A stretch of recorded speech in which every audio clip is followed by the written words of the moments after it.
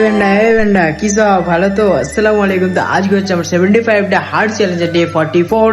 So আজকে আমি যদি হিন্দিতে ভিডিও বানাতাম এতক্ষণ আমার যাই কিছু তো একটা রেসপন্স পেতাম আমি, কিন্তু বেঙ্গালি তোমরা বাঙালি লোক তোমরা সাপোর্ট করছো না। আর সাপোর্ট করো, কি করছো?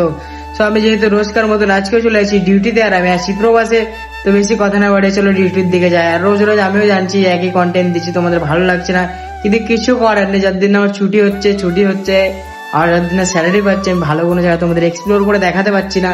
তো তোমার একটু পাশে দেখো, তাহলে অনেক কিছু ভালো ভালো জায়গা দেখতে পাবে। পুনে যারা আসো তারা যদি তোমাদের ভিডিও ভালো লাগে তবেই একটা লাইক দিও, আর যদি একটু বেশি ভালো লাগে তাহলে একটু ফলো করে নিও।